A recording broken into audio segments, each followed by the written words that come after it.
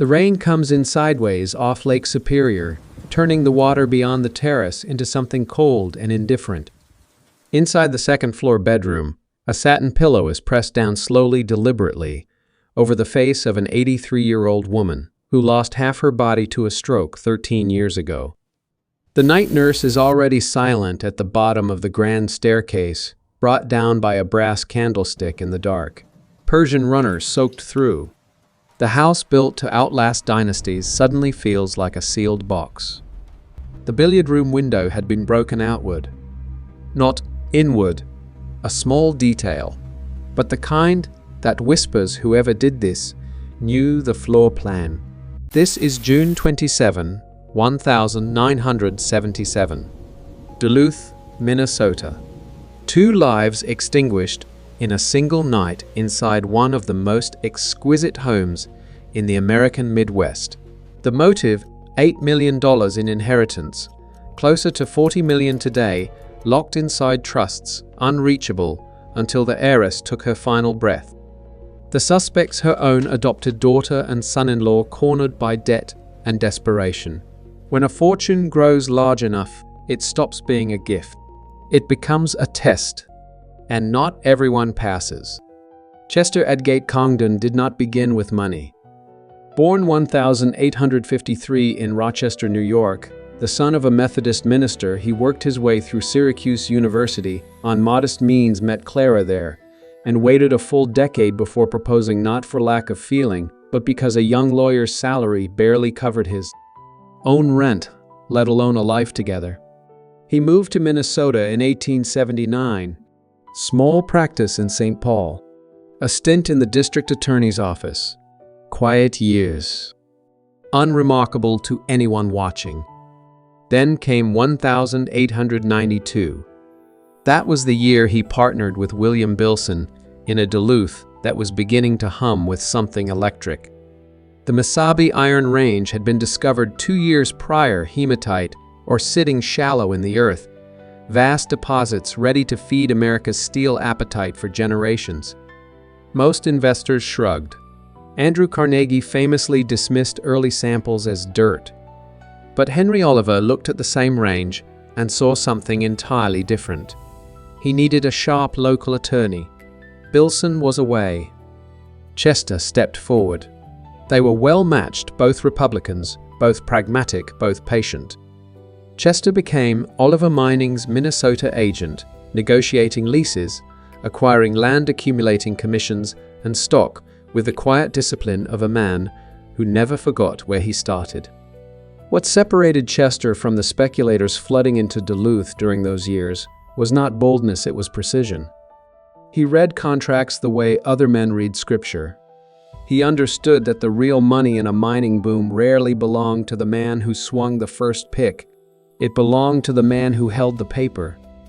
Lease agreements, land titles, royalty, structures, this was Chester's terrain, and he moved through it with the kind of unhurried confidence that only comes from knowing exactly what you're doing. He also understood timing. When others rushed to stake claims on the highest grade, or Chester quietly accumulated rights to land that looked less promising on the surface. He was playing a longer game, and he was playing it alone. Then 1901 changed everything. J.P. Morgan assembled something the world had never seen, folding Rockefeller, Carnegie, and Oliver into United States Steel, the first billion-dollar corporation in history. Chester's shares surged 555%. He didn't celebrate. He kept buying. Western Mesabi land that others dismissed as low-grade, or he took it. Built a $10 million concentration plant, then leased it back at substantial profit. The arrangement was elegant in its simplicity. Let someone else operate the risk while you collect the return. He diversified into Arizona copper and Washington orchards, not chasing trends, but hedging against the inevitable day when iron ore would no longer be the center of the American economic universe. By 1904, at 51, Chester Congdon retired from the law, Minnesota's wealthiest man by most accounts, behind only James J. Hill. His net worth, adjusted for today, ran well into 9 figures. And yet, and this is the detail that sets him apart from the Vanderbilts and the Astors, he remained genuinely difficult to place. No scandal, no divorce, no public excess. He sat on corporate boards, donated to civic causes, attended church. He was by every external measure a man who had made peace with both his ambitions and his conscience. What's worth noting here, he was not flashy about any of it. No Fifth Avenue palace. No yacht. He wanted something more lasting than spectacle. He wanted a home. In 1905, he and Clara purchased 12 acres on the western shore of Lake Superior, heavily wooded, cut through with ravines, the water visible from nearly every elevation on the property. Architect Clarence H. Johnston drew up a Jacobean Revival design, brick and granite asymmetrical gables, chimneys rising like sentinels against the northern sky. The style was deliberate. Chester wasn't building a summer cottage or a showpiece for visiting industrialists. He was building something that looked like it had always been there and always would be. Landscape architect Charles Willing Levitt worked carefully around the existing birch maple and spruce carving trails through the ravines, laying rustic bridges over the creek beds, burying all utilities underground so nothing mechanical would interrupt the illusion of timelessness. A 60-gallon reservoir fed the gardens from Tisher Creek year-round. The terraces descended toward the lake in graduated levels, each planted to bloom in seasonal succession. Spring, through late autumn color, was always present somewhere on the grounds. 3 years, 9 months of construction. Final cost $854,000 north of $22 million today. When Glensheen was finished in 1908, it wasn't simply a house. It was a declaration. 39 rooms across 20,000 square feet. Each space had its own wood Circassian walnut, in one room fumed oak, in another selected not for uniformity, but for character. Each room permitted its own personality within the larger whole. Doors were finished on both sides, hallways showed oak interiors, revealed the signature grain, so the house rewarded attention. The more carefully you looked, the more it gave back. The breakfast room was something else entirely. 3 walls of stained glass tile, green and luminous morning light pouring through like something liquid and gold. Chester and Clara took their mornings there when the weather allowed, looking out over the terraces and down to the lake, the kind of view that makes ambition feel briefly like it was worth it. The dining room carried the weight of medieval ceremony banners, silver candlesticks. A table long enough for 12, yet a bottle of ketchup still sat in the center, because Chester Congdon never pretended to be something he wasn't. The lions carved into the woodwork symbolized power. The pineapples meant welcome. Both were true. The house had central heating, a vacuum system, gas, and electric lighting installed in parallel for redundancy. Chester wanted comfort without vulnerability. He had spent too many years watching other men's empires collapse from a single point of failure to build one into his own home. Chester died in 1916, 63 years old, pulmonary embolism. He was in his prime by the standards of what he had built, and gone before he could watch any of it begin to unravel. Clara stayed. She kept everything exactly as it was for 34 more years. Every surface, every fixture, every shadow in its place. It was an act of devotion that crossed at some point into something quieter and harder to name. Preservation, resistance, the refusal to let time do what it always does. Elizabeth, the youngest daughter, born 1894, never left either. She had grown up inside Glensheen's rhythms, the way the light moved through the breakfast room across the seasons, the sound of the creek in spring, the particular silence of a house built to absorb sound rather than reflect it. She adopted Marjorie in 1932, then Jennifer in 1935, filling the quiet rooms with children's voices again, a sound the house hadn't heard in years. But Chester had anticipated the complications of inherited wealth with the same precision he'd once brought to mining contracts. The trusts he established were intricate, conservative, almost severe in their structure, protecting the principal at all costs, distributing only income with conditions attached that reflected a deep skepticism about what sudden wealth did to people who hadn't earned it. He had earned every dollar. He was not naive about what the next generation might do with money that simply arrived. In 1964, Elizabeth suffered a severe stroke, partial paralysis, impaired speech, a wheelchair, around-the-clock nursing care in the same rooms where she had spent her entire life. She donated Glensheen to the University of Minnesota Duluth in 1968, retaining the right to live there for the rest of her life, a legal arrangement that protected the house from the one threat Chester's trusts had never quite anticipated: her own family. Upon Elizabeth's death, Glensheen would open as a museum. It was the decision of a woman who understood perhaps better than anyone that a thing only survives when it's placed in the right hands. No one anticipated Marjorie. The pattern started early wages entitlement spending without ceiling or consequence. Elizabeth absorbed the damage repeatedly over the years. Debts quietly cleared 7 children raised through a turbulent marriage to first husband Richard Loy housefires that occurred at curiously convenient moments for insurance payouts. Each incident was explained away, smoothed over, absorbed into the family's willingness to protect one of its own. But protection extended without limit is just another word for enablement. Divorce from Loy in 1970. A move to Colorado in 1975, far enough from Duluth to feel like a fresh start. Marriage to Marjorie Caldwell in 1976. A union that from the outside looked like two people clinging to each other in free fall. Both were broke. The horse ranch dream collapsed in the most literal sense. Foreclosure repossession motel living in Golden, Colorado.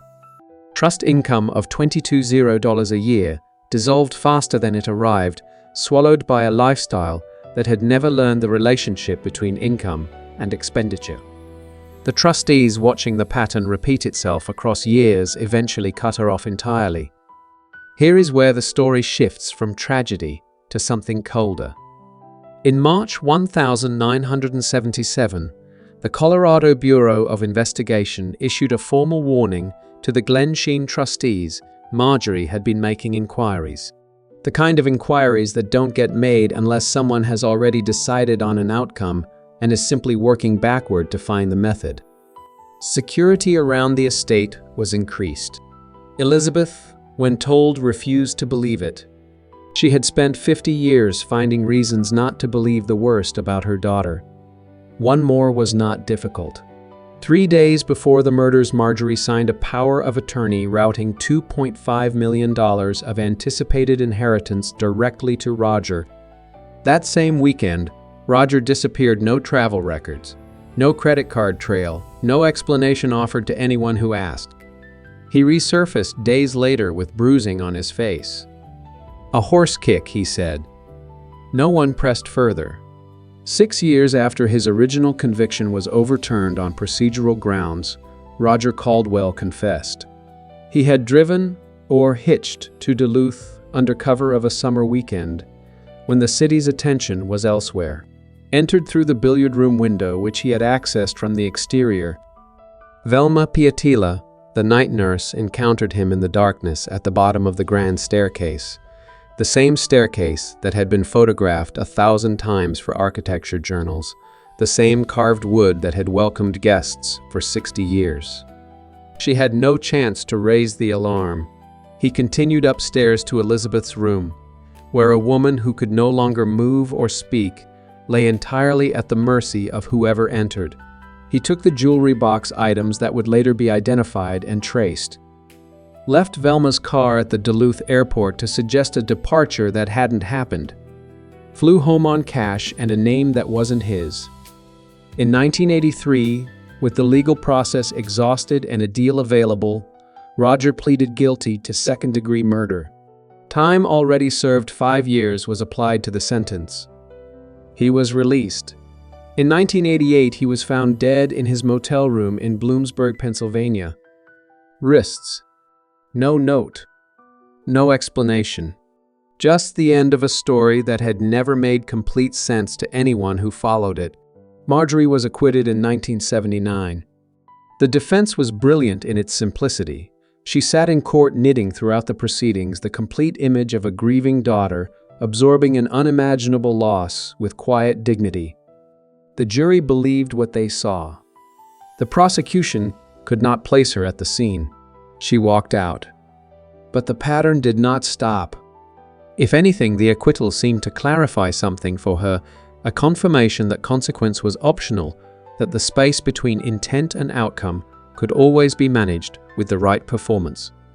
1984, convicted of arson on a Minnesota home she had sold but retained as insurance beneficiary. 21 months served. She moved to Arizona afterward, building a new life with third husband Wallace Hagen, the inconvenient detail of an unresolved prior marriage quietly noted in the court record, but never prosecuted to completion. The 1990s in Ajo, Arizona, brought a series of fires that investigators could not quite explain through coincidence alone. 1991, convicted of attempting to burn a neighbor's house.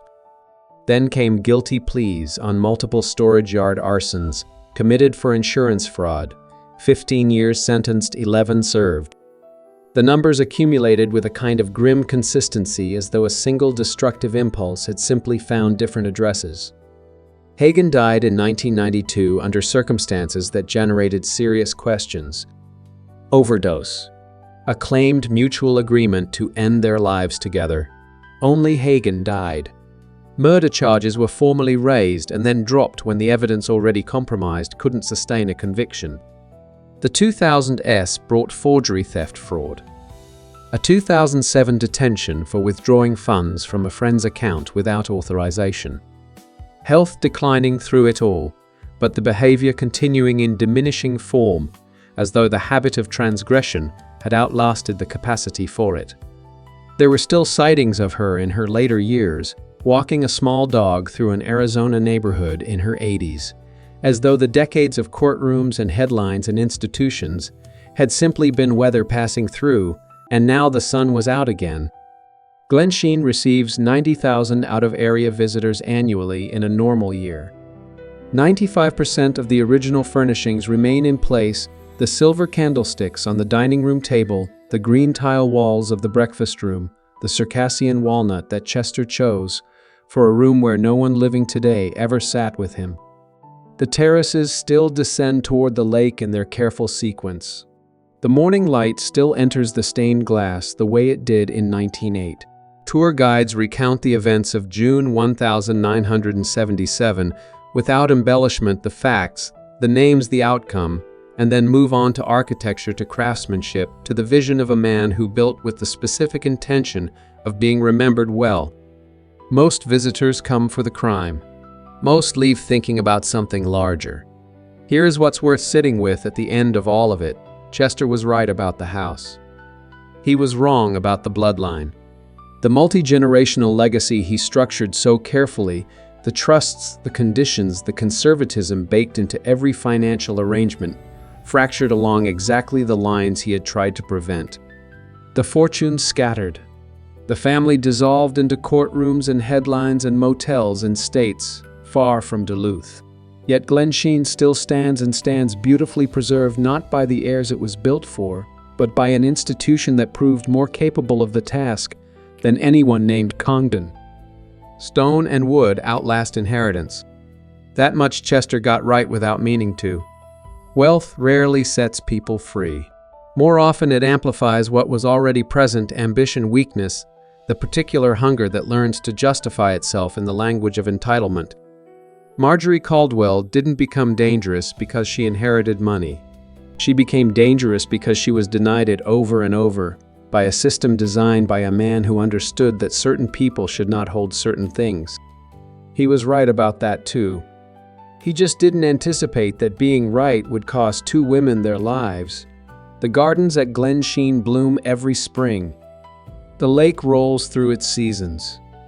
The breakfast room catches its light. And the house stands open to strangers now, which is perhaps the most fitting outcome, a monument to the idea that beauty properly tended belongs to everyone. The Congdon family wanted permanence. They got it. Just not the kind they planned.